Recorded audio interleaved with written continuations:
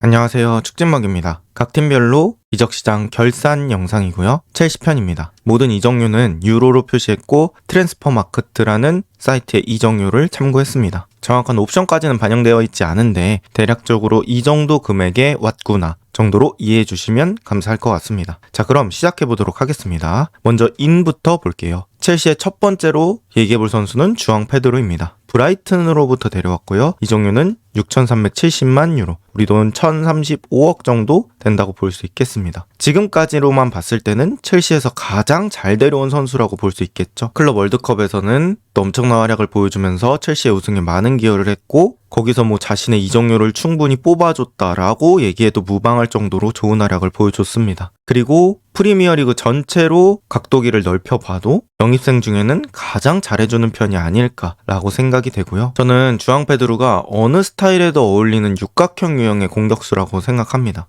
지공일 때도 괜찮고 속공일 때도 괜찮고 만들어가는 플레이도 괜찮고 단순 크로스 플레이도 나쁘지 않습니다. 그래서 여러 가지 플레이를 소화할 수 있는 육각형 유형이라는 것 때문에 더 큰 점수를 줄 수 있을 것 같고요. 멀티 포지션, 단순 스트라이커만 가능한 게 아니라 2선도 가능하고 윙어도 가능하다는 점에서 또 추가적인 플러스 점수를 줄 수 있을 것 같습니다. 그래서 주앙 페드로는 이번 이적 시장에서 가장 좋은 영입 중에 하나다, 이렇게 얘기할 수 있을 것 같고요. 그 다음 이는 제이미 기튼스입니다. 도르트문트로부터 데려왔고요. 이적료는 5,600만 유로, 우리 돈 909억 정도입니다. 2004년생으로 첼시가 가능성을 보고 데려온 선수다, 이렇게 얘기할 수 있을 것 같아요. 사실 도르트문트 시절에서도 번뜩이는 모습들이 있긴 했지만 완전히 완성된 유망주다, 이렇게 얘기하지는 않았었죠. 근데 지금 첼시에서도 한 2경기 정도 출전을 했었는데 완벽히 딱 마음에 든다, 이런 느낌은 들지 않는 것 같습니다. 아직까지는 적응이 조금 시간이 걸리는 느낌이 있고요. 선수들과의 패스 합, 그리고 패스를 받는 타이밍, 이런 것들은 같이 잘 맞춰줘야 될 것 같습니다. 1대1 드리블 능력에 장점이 있는 선수라고 저는 일단 생각을 하고요. 그 1대1 능력을 어떻게 하면 뾰족하게 만들 수 있을지도 고민을 해봐야겠습니다. 지금 당장 제이미 기튼스가 많이 뛸 수는 없을 것 같고, 저는 이제 챔피언스 리그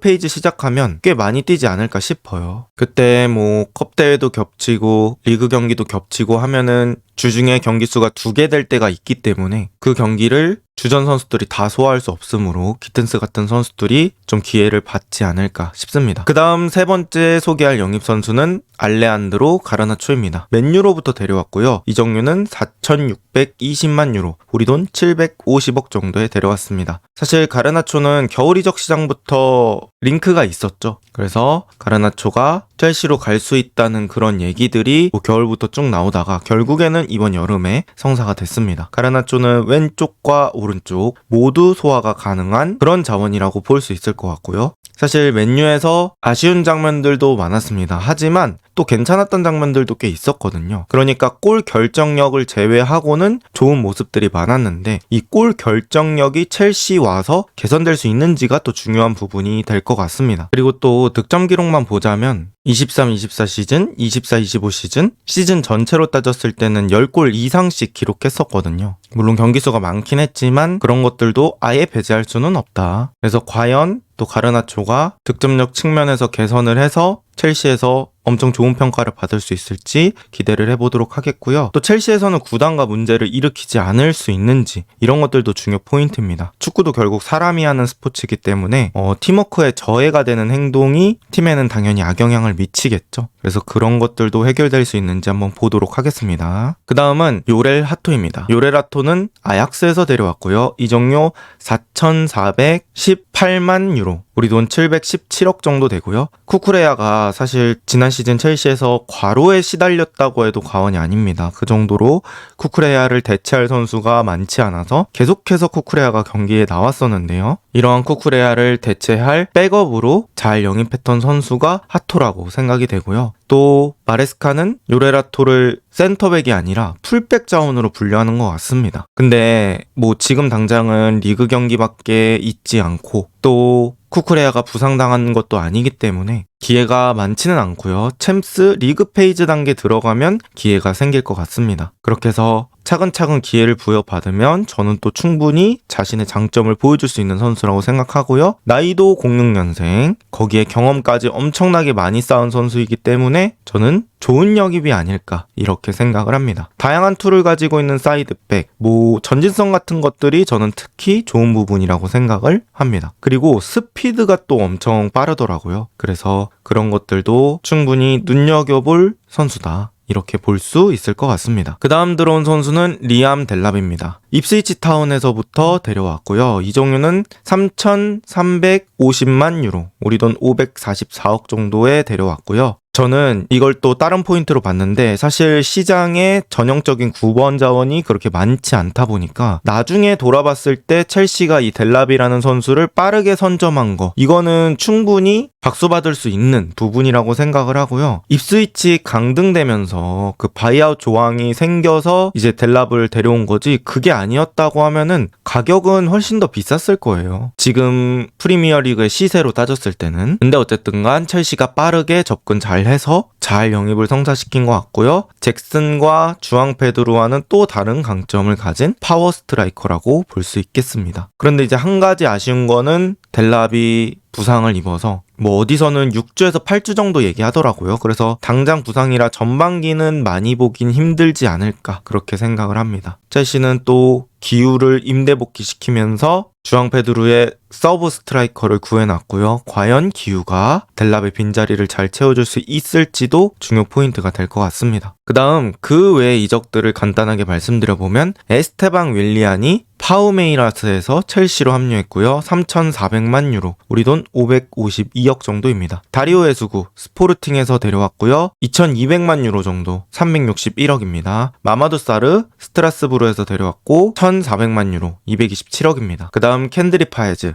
인디펜디엔테에서 데려왔고요. 1,000만 유로, 우리 돈 162억입니다. 그 다음은 부오나노테를 브라이튼에서 한 시즌 임대로 데려왔습니다. 첼시가 영입해오는 선수들 봤을 때도 역시나 어느 정도의 영입 기조는 계속해서 유지가 되고 있고요. 대부분 다 어리고 유망한 자원들입니다. 그 다음 아웃입니다. 노니 마두에케가 아스날로 향했습니다. 이정료는 5,600만 유로, 우리 돈 909억이고요. 첼시에서 준주전으로 활약했던 마두에케인데요. 첼시에서 나쁘진 않았지만 또 첼시 입장에서 마두에케를 꼭 지켜야 된다, 이런 자원까지는 또 아니었잖아요. 그래서 아스날 측으로부터 좋은 제안이 왔을 때 첼시가 매각을 한 것 같고요. 어린 나이, 멀티 포지션, 프리미어리그 경험, 이런 요소들이 합쳐지니까 또 좋은 가격이 형성된 것 같습니다. 첼시 입장에서는 잘 팔았다고 볼 수 있을 것 같고, 아스날 입장에서도 지금 당장 평가를 내리긴 어렵겠죠. 점점 쓰고 나서 어떤 활약을 보여줄지에 따라서 이 가격이 결국엔 싼 가격이었는지 나중에 평가가 내려질 것 같습니다. 어쨌든 첼시 입장에서는 에스테방 윌리안 같은 선수들이 들어왔기 때문에 마두에케를 상당히 괜찮은 가격에 매각했다, 저는 요렇게 얘기를 해보고 싶습니다. 그 다음 아웃 크리스토퍼 운쿤쿠고요. AC 밀란으로 갔습니다. 이정료는 3,700만 유로 정도 되고요.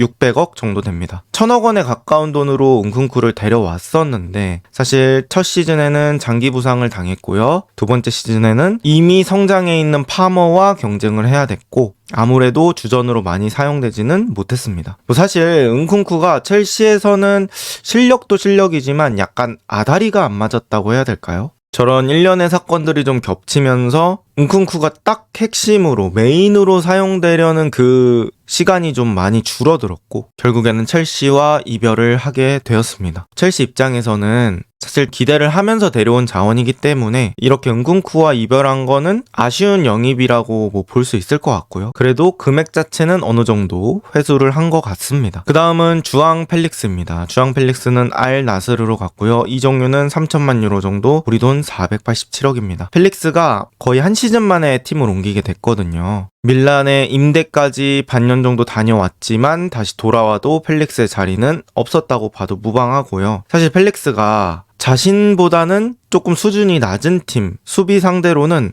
거의 여포였거든요. 그러면서 한 단계 다른 그런 개인 능력들을 보여줬었는데 또 그런 것들에서 좀 기복이 저는 있었다고 느껴지고요. 체력이라든지 수비 가담적인 측면은 아쉬운 부분이 있습니다. 그래서 프리미어리그의 압박 강도를 또 수행하기에는 조금 벅찬 느낌이 있었고 결국에는 이제 마레스카 감독의 선택을 받지 못했고요. 사우디 알 나스르로 향하게 되었습니다. 그런데 이제 사우디 리그에서 최근에 리그 첫 경기를 했거든요. 근데 해트트릭 하더라고요. 그래서 또 펠릭스 확실히 터질 땐 터져줄 줄 아는 자원이구나 라는 걸 느꼈습니다. 그 다음은 조르제 페트로비치입니다. 본머스로 보냈고요. 이적료는 2,890만 유로, 우리 돈 469억 정도입니다. 포체티노 때는 한때 산체스를 밀어내고 주전도 할 때가 있었는데요. 마레스카 때는 기용되지 않았고 또 스트라스부르 1년 임대 갔다 와서 본머스로 향했습니다. 페트로비치가 뭐 포체티노 때 살짝 보여준 게 있긴 하지만 그럼에도 저 정도 이적료는 저는 꽤 잘 받은 것 같거든요. 아무래도 또 리그 내 이적도 좀 반영된 가격이 아닐까 싶습니다. 그 다음 그 외에 첼시가 판매하거나 내보낸 선수들을 체크를 해보면 첫 번째 레슬리 우고축구 2,870만 유로 정도 된다고 합니다. 파운드로 따지면 2,000만 파운드 이상이라고 표기가 되어 있더라고요. 그래서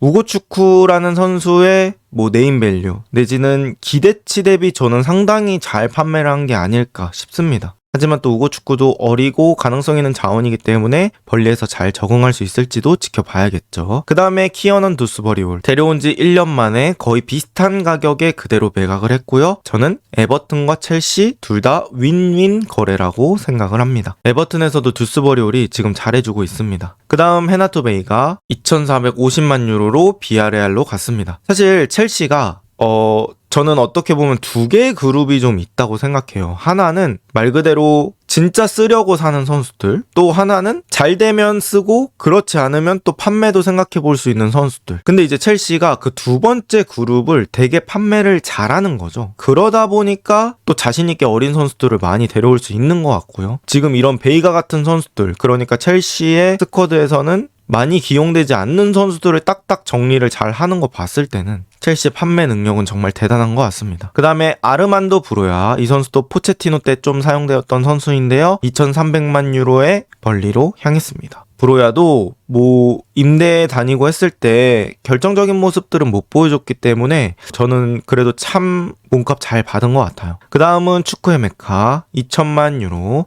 도르트문트로 향했고요. 또 잭슨이 임대로 1,650만 유로, 정말 어마어마한 금액의 임대료로 바이에른 뮌헨으로 떠났습니다. 임대료를 또 이렇게 많이 받는 것도 첼시가 어떻게 보면 진짜 거상의 느낌으로 잘 하고 있는 것 같습니다. 그 다음 마티아스 아무구 스트라스부르로 갔고요. 바시르 험프리스 벌리로 갔습니다. 여기까지가 1,000만 유로 이상 판매 라인입니다. 그 다음 이제 케파 아스날로 갔고요. 베티넬리라는 골키퍼 맨시티로 갔습니다. RP 길크리스트 수비수고요. 웨스트 브로미치로 갔습니다. 벤치렐은 FA로 이제 위성구단인 스트라스부르로 갔고요. 루카스 베리스트램 FA로 마요르카로 향했습니다. 이제 펜더스라고 또 첼시가 엄청 기대하고 있는 골키퍼가 있는데요. 스트라스부르로 임대 갔습니다. 마마두 사르 스트라스부르로 임대 갔고요. 켄드리 파에즈 스트라스부르로 임대 갔습니다. 그리고 안셀미노라는 센터백 도르트문트로 임대 갔습니다. 첼시가 이런 것들 보면 확실히 스쿼드의 볼륨 자체가 되게 크다고 느껴지고요. 그럼에도 잉여 선수 거의 없이 운영을 하는 것 같아요. 뭐 지금 이제 첼시 스쿼드에 디사시나 스털링 같은 선수들이 남아있긴 하지만 이 정도면 뭐 선수의 숫자 대비 처리한 비율은 상당히 높은 것 같습니다. 이번 이적시장 총평입니다. 일단 영입과 구매 측면에서는 첼시가 사실 코릴의 십자인대 부상은 예상을 못했을 테니까 그 코릴의 십자인대로 센터백 충원이 없는 게 조금 아쉬운 정도? 그것 빼고는 뭐 구매도